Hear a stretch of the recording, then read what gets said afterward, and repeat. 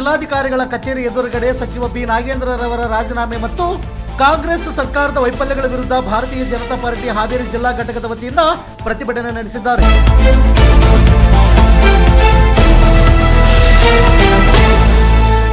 ಭಾರತೀಯ ಜನತಾ ಪಾರ್ಟಿ ಹಾವೇರಿ ಜಿಲ್ಲಾಧ್ಯಕ್ಷರಾದ ವಿರೂಪಾಕ್ಷಪ್ಪ ಬಳ್ಳಾರಿ ಹಾಗೂ ಮಾಜಿ ಶಾಸಕರಾದ ಶಿವರಾಜ ಸಜ್ಜನವರ್, ಗೌಶಿದ್ದಪ್ಪ ದ್ಯಾಮಣ್ಣನವರ್ ಹಾಗೂ ನಗರದ ಎಲ್ಲ ಭಾರತೀಯ ಜನತಾ ಪಾರ್ಟಿ ಪದಾಧಿಕಾರಿಗಳು, ಮಂಡಲ ಅಧ್ಯಕ್ಷರು ಹಾಗೂ ನೂರಾರು ಕಾರ್ಯಕರ್ತರು ಈ ಪ್ರತಿಭಟನೆಯಲ್ಲಿ ಭಾಗವಹಿಸಿ ಸಚಿವ ಬಿ ನಾಗೇಂದ್ರರವರ ರಾಜೀನಾಮೆಗೆ ಒತ್ತಾಯಿಸಿದರು.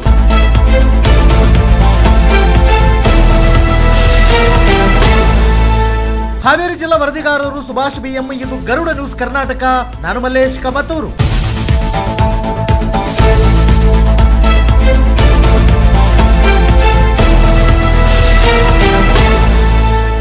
ಆಸ್ಥಾನದಲ್ಲಿರುವಂತಹ ಮಂತ್ರಿಮಂಡಲ ಹೇಗಿರುತ್ತೆ ಅಂದ್ರೆ ಅದು ಕಳ್ಳರಿಂದನೇ ತುಂಬಿಕೊಂಡಿರುತ್ತೆ ಅನ್ನೋಕ್ಕೆ ಈ ರಾಜ್ಯ ಸರ್ಕಾರವೇ ಸಾಕ್ಷಿಯಾಗಿದೆ.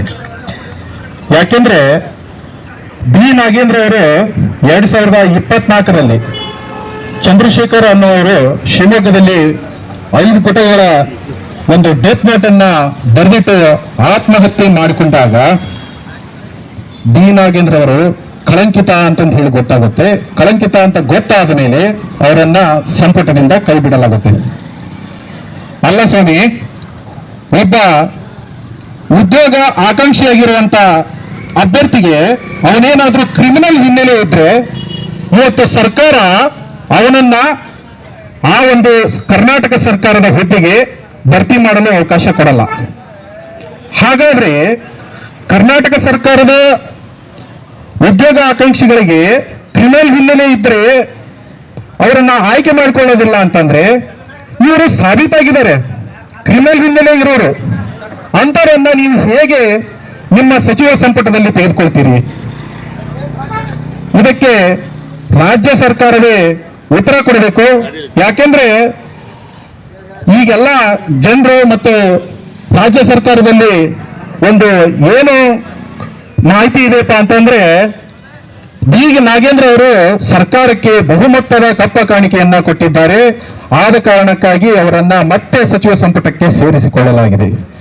ನಾವು ಮೊನ್ನೆ ಸದನದಲ್ಲಿ ನೋಡ್ತಾ ಇದ್ವಿ, ನಮ್ಮ ಕಾರ್ಕಳದ ಬಿಜೆಪಿ ಶಾಸಕರಾಗಿರುವಂತಹ ಸುನೀಲ್ ಕುಮಾರ್ ಅವರು ಒಂದು ಮಾತನ್ನು ಹೇಳಿದ್ರು, ನಾವು ಯಾವುದೇ ಕಾರಣಕ್ಕೂ ಕಳಂಕಿತ ಸಚಿವರಿಂದ ನಾವು ಉತ್ತರವನ್ನ ತೆಗೆದುಕೊಳ್ಳೋದಿಲ್ಲ ಅಂತಂದು. ನಿಜವಾಗ್ಲೂ ನಮ್ಮ ಸದನದಲ್ಲಿ ಮಾತನಾಡಬೇಕಾದ್ರೆ ಸುನೀಲ್ ಕುಮಾರ್ ಅವರ ಒಂದು ವಾಕ್ಚಾತುರ್ಯವನ್ನ ಮೆಚ್ಚಲೇಬೇಕು.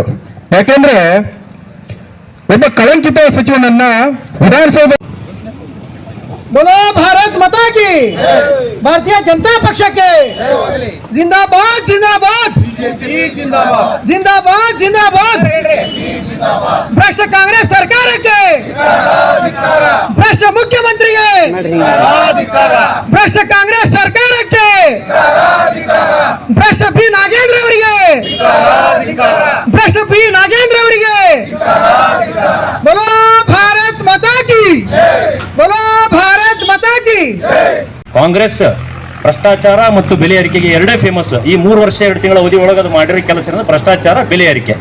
ಭ್ರಷ್ಟಾಚಾರ ಅಂದ್ರೆ ಅದು ವಿಕೋಪಕ್ಕೆ ಅಂದ್ರೆ ಇವತ್ತು ಜನಸಾಮಾನ್ಯರ, ಬಡವರ, ದೀನ ದಲಿತರ ದುಡ್ಡನ್ನ ನುಂಗಿ ಇವತ್ತು ಅವ್ರು ರಾಜಕಾರಣಕ್ಕೆ ಉಪಯೋಗಿಸ್ತಾರಂತ ಎಂತ ಹೇಸಿಗೆ ಕೃತ್ಯ ಮಾಡಕತ್ತಾರ. ನಾಚಿ ಬರ್ಬೇಕು ಅವ್ರಿಗೆ ಕಾಂಗ್ರೆಸ್ನರಿಗೆ. ಯಾಕಂದ್ರೆ ತೆಲಂಗಾಣ ಚುನಾವಣೆ ಸಮಯದೊಳಗೆ ಈ ಹಣ ಲೂಟಿ ಮಾಡಿದರು. ತೆಲಂಗಾಣ ಚುನಾವಣೆ ಮತ್ತು ಕೆಲವೊಂದು MP ಚುನಾವಣೆ ಇದ್ದು ಅವ್ರಿಗೆ ಇವತ್ತು ಬಡವರ ಹಣ ಬೇಕಾಗೈತಿ.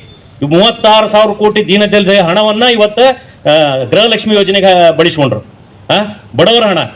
ಮತ್ತೆ ಇಷ್ಟೆಲ್ಲ ನಾಚಿಕೆ ಮಾನ ಮರ್ಯಾದಿಲ್ಲ. ಸಿದ್ದರಾಮಯ್ಯನವರು ಮುಖ್ಯಮಂತ್ರಿ ಇದ್ರು, ಅವರೊಂದು ಮೂಢ ಹಗರಣ ಮಾಡಿದ್ರು, ಬರೀ ಹಗರಣ. ಆಮೇಲೆ ಬೆಲೆ ಏರಿಕೆ ಯಾವುದು ಇವತ್ತೇನೋ ಒಂದು RTC ಉತ್ತಾರಲ್ಲಿ 10 ರೂಪಾಯಿ 25 ಮಾಡಿದ್ರು, ಬಾಂಡ್ 20 ರೂಪಾಯಿ 100 ರೂಪಾಯಿ ಮಾಡಿದ್ರು, 100 ರೂಪಾಯಿ 500 ರೂಪಾಯಿ ಮಾಡಿದ್ರು.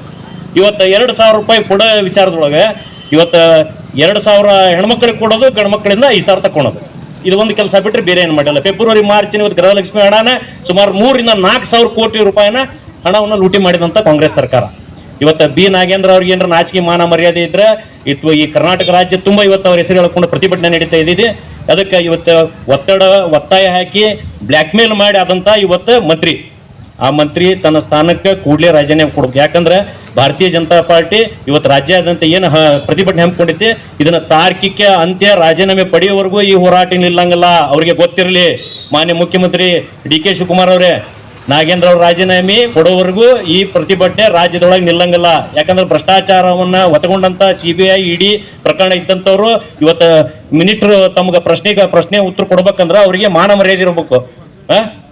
ಮಾನ ಮರ್ಯಾದೆ ಇರಬೇಕು. ಯಾಕಂದ್ರೆ ಒಂದು ಘನತೆ ಸಂವಿಧಾನಿಕ ಹುದ್ದೆ ಒಳಗೆ ಕುಂತಾಗ ಒಂದು ಏನೋ ಒಂದು ಪ್ರಶ್ನೋತ್ತರ ವಿಚಾರಗಳನ್ನ ಉತ್ತರ ಕೊಡ್ಬೇಕಾದ್ರೆ ನಮ್ಮ ನೈತಿಕತೆ ಇರಬೇಕು, ಮನುಷ್ಯಾಗ ನನ್ನ ಬದ್ಧತೆ ಇರಬೇಕು, ನಾ ಸರಿ ಇರಬೇಕು. ಒಂದು ಬಡವರ ಹಣವನ್ನು ಲೂಟಿ ಮಾಡಿ ಅಲ್ಲಿ ಒಂದು ಆ ಸ್ಥಾನದೊಳಗೆ ಕುಂದ್ರಾಕ ಅವ್ರು ಯೋಗ್ಯರಿಲ್ಲ, ಅರ್ಹರಲ್ಲ. ಅದಕ್ಕೆ ಈ ಕೂಡಲೇ ಮಾನ್ಯ ಕಾಂಗ್ರೆಸ್ ಸರ್ಕಾರ, ಸಿದ್ದರಾಮಯ್ಯರಿರ್ಲಿ, DK ಶಿವಕುಮಾರ್ ಇರಲಿ, ಮಾನ್ಯ ರಾಹುಲ್ ಗಾಂಧಿ ಇರಲಿ, ಮೊನ್ನೆ ಒಂದು ಪ್ರಕರಣ ನೋಡಿದ್ರಿ. ಇವತ್ತು ದೇಶ ಪ್ರೇಮ ಅನ್ನೋದು, ರಾಷ್ಟ್ರೀಯತೆ ಅನ್ನೋದು ಎಷ್ಟೈತಂದ್ರೆ ಒಂದು ಒಂದೇ ಮಾತರಂ ಗಾಯನ ಹಾಡನ್ನ ಕೇಳುವಂತ ಒಂದು ಇದು ಇಲ್ಲ, ವ್ಯವಸ್ಥೆ ಇಲ್ಲ ಅವ್ರಿಗೆ. ಅಂದ್ರೆ ಸಮಾಧಾನ ಇಲ್ಲ ಅಷ್ಟು. ಅಂದ್ರೆ ಅವರು ದೇಶ, ಯಾಕಂದ್ರೆ ನಮ್ಮ ದೇಶದ ಸಂಸ್ಕೃತಿ, ಒಬ್ಬ ಯಾರ ಮನೆಗೆ ಸೊಸಿ ಬಂದಾಗ ನಮ್ಮ ಪರಂಪರೆ, ನಮ್ಮ ಘನತೆ, ಗೌರವನ ಕಾಯ್ಕೊಂತಾಳ. ಹಂಗ ಯಾಕೆ ಯಾವುದೋ ದೇಶದಿಂದ ಬಂತು ಸೊಸಿ ಇಂಡಿಯಾ ಕಲ್ಚರ್ ತೊಗೊಂಡು ಏನ್ ಮಾಡ್ಬೇಕು? ಇವತ್ತ ಒಂದೇ ಮಾತ್ರ ಕೇಳೋ ಹೊತ್ನಾಗ ಎಷ್ಟು ತಾಳ್ಮೆ ಇರ್ಬೇಕು. ಅಲ್ಲೆಲ್ಲ ಇದು ಸೆಕ್ಯೂರಿಟಿ ಇದ್ರು, ಒಬ್ರು ಒಂದು ಮಿಸ್ಗಾಡ್ಲಿಲ್ಲ ಅವರು. ಯಾಕಂದ್ರೆ ಆ ದೇಶದ ಒಂದು ನೌಕರಿ ಮಾಡ್ತಾರ, ಕೆಲಸ ಮಾಡ್ತಾರ.